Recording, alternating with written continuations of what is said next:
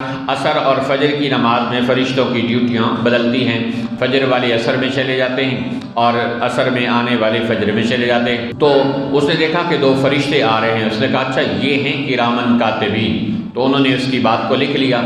انہوں نے تو ابھی سے لکھنا شروع کر دیا، انہوں نے وہ بات بھی لکھ لی۔ انہوں نے کہا یہ تو کچھ بھی نہیں چھوڑ رہے، انہوں نے وہ بات بھی لکھ لی، تو یہ آپ پریشان ہو گئے یار، یہ تو سب کچھ لکھے جا رہے ہیں، سب کچھ تو میں اور آپ جو بول رہے ہیں کر رہے ہیں وہ بھی لکھ رہے ہیں۔ ما یلفظ من قول الا لدیہ رقیب عتید۔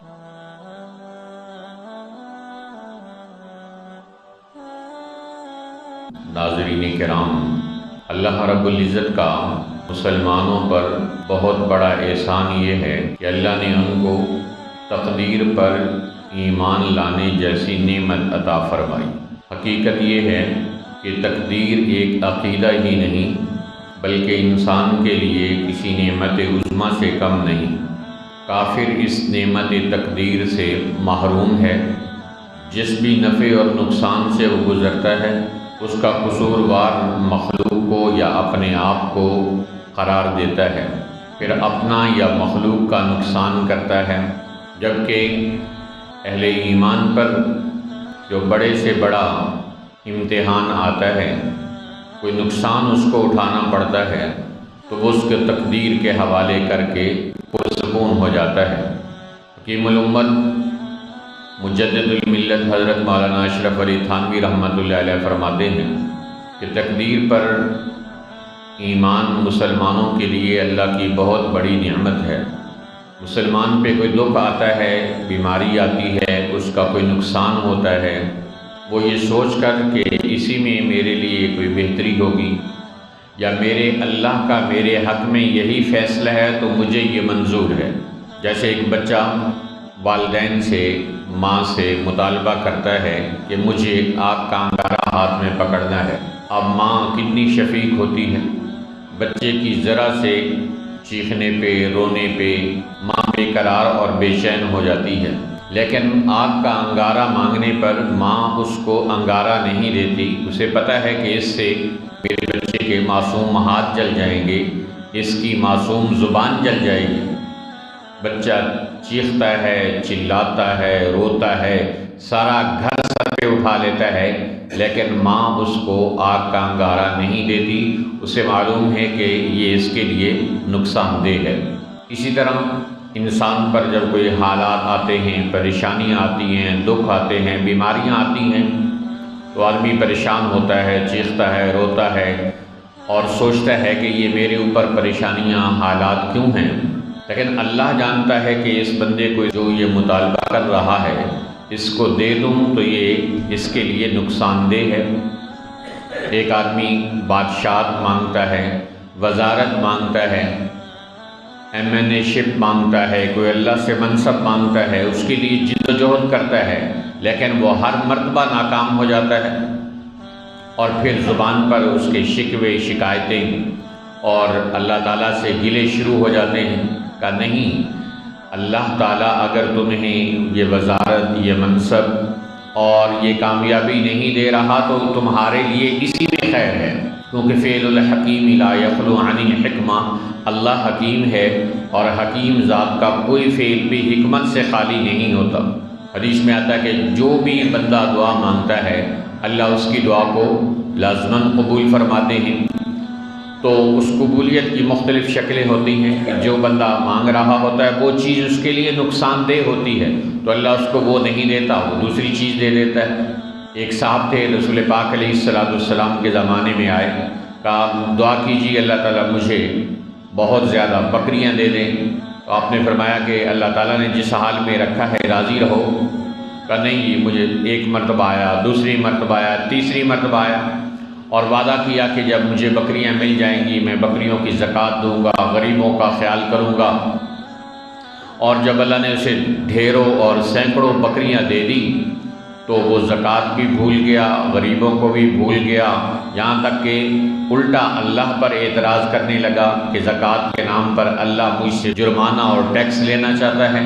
اللہ کو معلوم ہے کہ میں اس کو دوں گا تو یہ اپنی اوقات سے نکل جائے گا، یہ اپنے وعدے سے مکر جائے گا، یہ اپنے ارادے سے پھر جائے گا، اس کو نقصان ہوگا، کسی کو اللہ تعالیٰ محروم کر دیتا ہے مال سے کہ اس کو مال دوں گا یہ گناہوں میں لگائے گا، یہ میری نافرمانیوں میں لگائے گا، وہ مال مانگتا ہے، اس کے لیے دیواروں سے سر پھوڑتا ہے، اپنی تمام تر کوششیں بجا لاتا ہے، لیکن بقدر ضرورت اللہ اسے مال دیتے ہیں، کیونکہ اللہ کو معلوم ہے اس کو مال دے دیا اس نے نافرمانیوں اور عیاشیوں کے ریکارڈ توڑ دینے ہیں۔ تو اللہ تعالیٰ کے ہر کام میں حکمت ہے، اس کے ہر کام میں ہی خیر ہوتی ہے۔ ایک صاحب تھے، انہوں نے کوئی بہت بڑا فیکٹری کا آرڈر لینا تھا اور باہر کوئی میٹنگ تھی، اور اس کے لیے اس نے کہا کہ میں فلائٹ پکڑتا ہوں، اللہ کی شان کے جب اس نے رابطہ کیا ایئرپورٹ پہ تو انہوں نے کہا جی یہ فلائٹ جس پہ آپ جانا چاہ رہے ہیں یہ تو فل ہو چکی ہے، اس میں کوئی گنجائش نہیں۔ تو اس نے کہا میرے لیے جانا بہت ضروری ہے، میرا ملینز کا ایگریمنٹ ہے وہ خراب ہو جائے گا، تو چانس پہ میں آ جاتا ہوں۔ انہوں نے کہا چانس پہ آ جائیں۔ وہ صاحب چانس پہ چلے گئے، اور اس سے پہلے بھی 2 لوگ موجود تھے چانس پہ۔ اللہ کی شان کے ان 2 کے لیے گنجائش نکل آئی اور اس کے لیے سیٹ نہ بنی، تو ایئرپورٹ والوں نے کہا سوری آپ کے لیے سیٹ نہیں بن سکی، چانس پر بھی ختم ہو گیا، فلائٹ اڑ گئی، اور یہ صاحب ایئرپورٹ والوں کے گلے پڑنے لگے، ایئرپورٹ پہ چیخنے چلانے لگے، ہائے میں برباد ہو گیا، تمہیں پتہ ہے میرا کتنا نقصان ہوا، ملینز ڈالر کی میرا ایگریمنٹ تھا جو مجھے سیٹ نہ دینے کی وجہ سے میرا نقصان ہو گیا۔ بس پریشانی میں چیختا چلاتا گھر میں آ کر لیٹا، اور آ کر پتہ چلا کہ خبریں چل رہی ہیں کہ فلاں جہاز جو فلاں وقت میں اڑا وہ کرش ہو گیا، اور جتنی بھی سواریاں تھیں سب جل کر آگ میں راکھ ہو گئی۔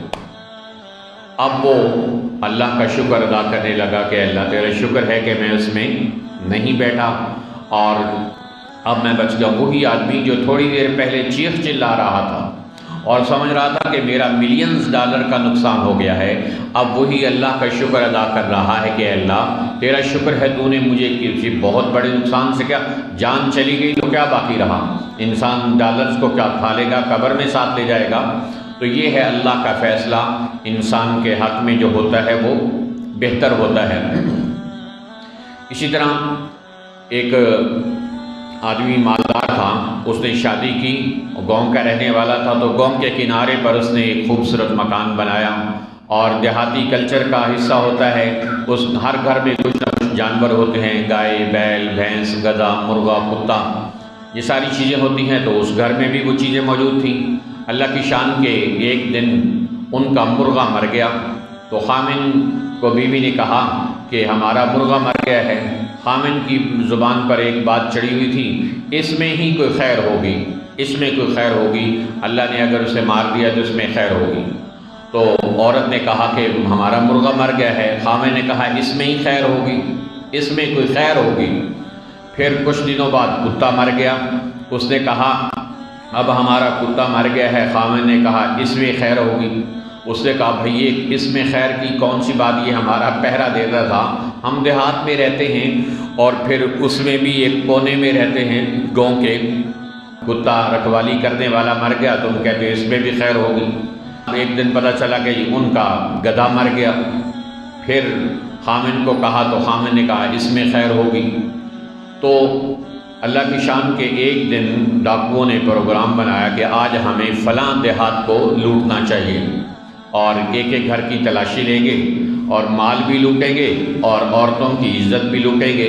یہ پروگرام بنا کر وہ لوگ نکلے، اور انہوں نے بستی کے ایک ایک گھر کو ڈور ٹو ڈور نشانہ بنایا، وہاں سے ہر ایک کو نکالتے، باہر نکالتے، ان کا سونا چاندی زیورات مال دولت چھینتے، اور بعض اوقات عورتوں کی عزت بھی لوٹتے، اور یوں کرتے کراتے وہ فارغ ہو کے چلے گئے، اور بستی کے آخر میں جو مکان تھا اس میں وہ ڈاکو داخل نہ ہوئے۔ کچھ عرصے بعد جب ڈاکو میں سے پکڑا گیا تو انہوں نے کہا جی تم نے ساری بستی لوٹ لی، تو کنارے پہ ایک اور گھر بھی تھا اس میں تم نے لوٹ مار کیوں نہیں کی؟ تو ڈاکو نے جواب دیا کہ ہم جب ایک ایک گھر میں جا کر لوٹ مار کر رہے تھے تو ہم نے دیکھا کہ جس گھر میں بھی جاتے تھے تو کتے کی، بلی کی اور اس گدھے کی، گھوڑے کی آواز آتی تھی، اس گھر میں کوئی آواز کسی جانور کی نہ آئی۔ ہم نے سمجھا کہ یا تو گھر والے یہاں سے بھاگ گئے ہیں اور یا یہاں کوئی رہتا ہی نہیں، اس لیے ہم نے اس گھر میں کوئی لوٹ مار نہیں کی۔ اس وقت عورت کہنے لگی کہ اللہ تیرا شکر ہے، اب ہمارے گھر میں کوئی بولنے والا جانور ہوتا تو ہم بھی مارے جاتے، ہمارا مال بھی لوٹا جاتا اور نہ جانے عزت بھی محفوظ رہتی یا نہ رہتی۔ تو یوں اللہ کے ہر کام میں خیر ہوتی ہے، حکمت ہوتی ہے۔ ایک بادشاہ تھا، ہرن کا شکار کرتا تھا، تو ایک اس کا دوست بھی بن گیا، اس کو شوق تھا ہرن کے شکار کرنے کا، تو دونوں اکٹھے شکار کرنے کے لیے ایک مرتبہ جا رہے تھے کہ بادشاہ نے ایک ہرن کو دیکھا تو اس کے اوپر اس نے بندوق چلائی، اللہ کی شان کے بندوق تھوڑی ہلی اور اس کے پاؤں پہ جا کے لگی اور اس کا انگوٹھا کٹ گیا۔ بادشاہ بڑا پریشان ہوا، اس کے دوست نے اس کا زخم سیا، اس کے اوپر پٹی باندھی اور اس کو کہا اس میں بھی کوئی خیر ہوگی۔ اس کی بھی یہی عادت تھی، جو بھی بات دیکھتا تھا اس میں بھی خیر ہوگی۔ آخر کار چلتے چلاتے بادشاہ نے کہا میرا انگوٹھا کٹ گیا ہے اور یہ کہتا ہے اس میں بھی خیر ہوگی۔ اس نے کہا کہ میں واپس جا کر تمہیں بتاتا ہوں۔ بادشاہ واپس آیا، بادشاہ ہوتا ہے، تو اس نے اس کو جیل میں ڈلوایا اور کہا روزانہ اس کو 10 چھتر لگنے چاہیے، کیونکہ میرا پاؤں کٹا ہے، یہ کہہ رہا ہے اس میں خیر ہوگی۔ خیر کچھ عرصے بعد بادشاہ کا پاؤں ٹھیک ہوا، پھر وہ شکار پہ جانے لگا تو اس کا شکاری دوست تو جیل میں تھا، تو وہ اکیلا ہی چلا گیا شکار کرنے کے لیے۔ جب جنگل میں پہنچا تو ایک ہرن سامنے آیا، اس ہرن کو اس نے پیچھا کیا، ہرن آگے دوڑ رہا، یہ پیچھے۔ چلتے چلاتے ایک جنگل کے اندر جا پہنچے تو وہاں لوگوں نے اس کو پکڑ لیا اور پکڑ کر اس کو کہنے لگے کہ آؤ ہم تمہیں اپنے بادشاہ کے پاس لے کے جاتے ہیں، اور اپنے سردار کے پاس لے کے آئے۔ اور سردار نے کہا اچھا ہو گیا، ہمیں یہ بندہ مل گیا، ہم ہر سال اپنے بتوں کی قربانی دیتے ہیں نذرانے کے طور پر، تو ہمیں یہ بکرا مل گیا ہے، ہم اس کی قربانی دیں گے۔ تو اب بادشاہ نے دیکھا کہ بھئی میری قربانی ہو گئی، یہ تو مجھے مارنے کے لیے تیار ہو گئے ہیں۔ آخر سارے لوگ اکٹھے ہوئے جس دن قربانی کرنی تھی، اور اس بادشاہ کو لے کر وہ سردار بھی اور دوسرے جنگل کے تمام لوگ بھی جا رہے تھے کہ ایک جگہ چلتے چلتے جنگل کے سردار نے کہا کہ یہ آپ لنگڑا کر کیوں چل رہے ہیں، پاؤں میں تھوڑا آپ کا جھول کیوں ہے؟ اس نے کہا جی میرے پاؤں کا انگوٹھا کٹا ہوا ہے۔ تو جنگل کے بادشاہ نے کہا بھئی اس کو چھوڑ دو، اس کو تو عیب ہے، اور عیب دار انسان کی قربانی ہم اپنے بتوں کے لیے نہیں کر سکتے۔ اور اس کو چھوڑ دیا گیا۔ وہ آیا، اس نے آتے ہی اپنے دوست کو چھوڑا، معذرت کی اور کہا تم صحیح کہتے تھے کہ اللہ کے ہر کام میں خیر ہوتی ہے، آج اگر میرا انگوٹھا کٹا ہوا نہ ہوتا تو مجھے ذبح کر دیا جاتا۔ تو اس پر اس کے قیدی دوست نے کہا کہ اس میں بھی خیر ہے، اب اس میں کیا خیر ہو گئی، میں چھوٹ کر آ گیا ہوں۔ اس نے کہا آپ تو چھوٹ کر آ گئے، آپ نے مجھے جیل میں نہ ڈالا ہوتا اور میں آپ کے ساتھ ہوتا تو میں بھی گرفتار ہو جاتا، آپ بچ جاتے کہ آپ کے پاؤں میں عیب تھا اور مجھے ذبح کر دینا تھا کہ میرے اندر تو کوئی عیب نہیں تھا۔ تو ہر حال میں انسان کو اس پہ راضی رہنا چاہیے، ضرور اس میں کوئی نہ کوئی خیر اور حکمت ہوتی ہے۔ حضرت موسیٰ علیہ السلام کے زمانے میں ایک صاحب آئے اور کہنے لگے کہ مجھے جانوروں کی بولیاں سکھا دیں۔ میں کہا اللہ نے نہیں سکھائیں تو اسی میں انسانوں کا بھلا ہے، اگر کوئی ضرورت ہوتی تو اللہ انسانوں کو ضرور سکھا دیتا۔ لیکن بعض لوگ ہوتے ہیں جو ہاتھ پاؤں پنجے جھاڑ کر پیچھے پڑ جاتے ہیں، تو وہ بھی موسیٰ علیہ السلام کے پیچھے پڑ گیا۔ تو موسیٰ علیہ السلام نے اللہ تعالیٰ سے دعا کی اللہ میری جان چھڑا اور اس کو جانوروں کی بولیاں سکھا دے۔ تو اس نے جانوروں کی بولیاں سیکھ لی، گھر آیا تو اس نے سنا کہ اس کا گھر کے جانور کہہ رہے ہیں کہ ہمارے مالک کا مرغا مرنے والا ہے۔ اس نے مرغا پکڑا اور بازار میں جا کے بیچ دیا، پیسے کھڑے کیے، ان کے پاس جا کے مرغا مر گیا۔ یہ بڑا خوش کہ میں نے پیسے بچا لیے۔ پھر وہ آیا تو دیکھا، اس نے کہا جانور آوازیں دے رہے ہیں ہمارے بادشاہ کا کتا مرنے والا ہے۔ اس نے کتا پکڑا، باہر جا کے بیچ دیا۔ پھر پتہ چلا کہ جانور بول رہے ہیں اور کہہ رہے ہیں کہ ہمارے بادشاہ کی بکری مرنے والی ہے۔ اس نے بکری پکڑی، بازار میں بیچی، پیسے جیب میں ڈالے، آ گیا، بکری وہاں مر گئی۔ پھر آواز آئی اور جانور کہہ رہے ہیں کہ بادشاہ کی گائے مرنے والی ہے۔ اس نے گائے پکڑی، بازار میں بیچی، دام کھڑے کیے، جیب میں ڈالے، آیا، گائے مر گئی۔ پھر پتہ چلا کہ بادشاہ سلامت کا گھوڑا مرنے والا ہے۔ اس نے گھوڑا پکڑا، بازار میں جا کے بیچا، پیسے جمع کیے، آ گیا۔ اور پھر جانور بول رہے تھے اور انہوں نے کہا یہ ہمارا مالک مرنے والا ہے۔ اب بڑا پریشان ہوا، بھائی جانور تو بیچ لیے لیکن اپنا کیا کرے گا؟ اب دوڑا حضرت موسیٰ علیہ السلام کے پاس آیا، کہا یا کلیم اللہ یہ مسئلہ ہو گیا ہے، جانور کی بولیاں میں سمجھتا رہا اور میں وہ بیچتا رہا، وہ چیزیں تو وہاں مرتی رہی لیکن مجھے پیسے ملتے رہے، اب جانوروں کی زبانی میں نے سنا ہے کہ میں مرنے والا ہوں، تو موسیٰ علیہ السلام کچھ کیجیے۔ تو حضرت موسیٰ علیہ السلام نے فرمایا ہو سکتا ہے ہماری موت کا وقت تم سے بھی پہلے ہو، لیکن چونکہ ہمیں معلوم نہیں تو ہمیں کوئی پریشانی نہیں ہے، اور تمہیں پتہ چل گیا لہذا تم پریشان ہو گئے ہو، تو پریشانی اس لیے ہے کہ ہم اللہ کی تقدیر پر راضی رہے اور جانوروں کی بولیاں سمجھنا نہیں مانگا، تم نے مانگ لیا اور اب موت کو تو کوئی ٹال نہیں سکتا، وہ وقت آ چکا ہے تمہارا۔ ہم اللہ تعالیٰ سے یہ دعا کرتے ہیں کہ اللہ تعالیٰ تمہارا خاتمہ ایمان پہ کر دے، جی چلو یہی دعا کر دے اللہ خاتمہ میرا ایمان پہ کر دے۔ تو یہ ہے کہ انسان کو اللہ جس حال میں رکھتا ہے، دکھ میں، بیماری میں، سکھ میں، انسان کو راضی رہنا چاہیے۔